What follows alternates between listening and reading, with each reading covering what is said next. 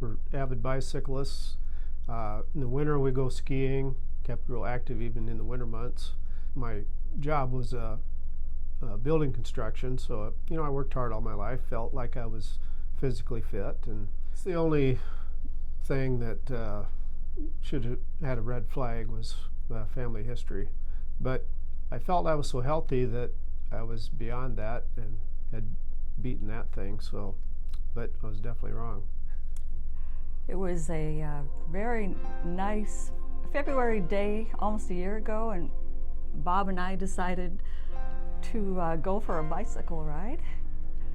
And it was our usual 16-mile route that we usually would train on, and 3 miles from our house, Bob was ahead of me, and he simply just fell over onto the blacktop in front of me. And I got off my bike as fast as I could and turned him over, and he was seizuring and blue already. It was a horrible sight.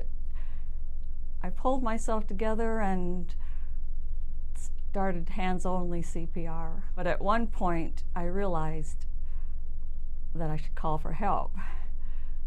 So I searched for a phone, which Bob usually kept on his hip, and there was no phone. So we were out in the country on a road where there wasn't much traffic during that part of the day with no phones.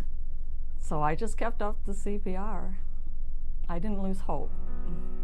A pickup truck came from the west, and I flagged him down, and he came over and he made the call, the 911 call for us. And he looked at me and he said, "Looks like you're doing a good job, just keep it up." So I did.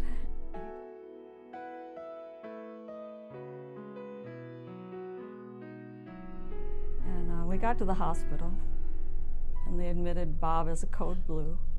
I went to the waiting room, and then they called me in there, into the code room, and I didn't really understand why. And I found out later they were calling me in there to say goodbye to Bob. But because I didn't realize that, I went in with a positive attitude and talked to my husband and said, "We got so many things to do. We have wonderful grandchildren." And I saw him defibrillate him, and they were doing CPR, and it looked hopeless. After a while, I just stood there and I prayed. But miraculously, my husband came back after 40 minutes of CPR.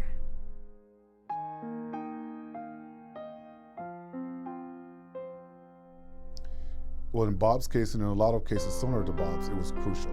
Had she not known CPR, had she not had the presence of mind to start the compressions and to restore blood flow, he would not have survived.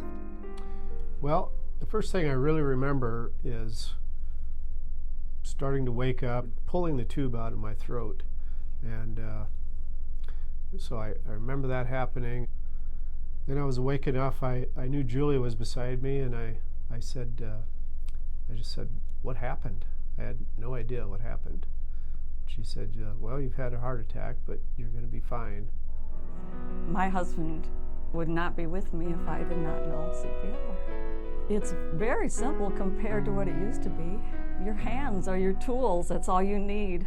I just wanted to say that my wife is incredible. She stayed focused in this life and death situation, was able to do CPR and keep me alive till the ambulance got there. And I just want to thank her again for that.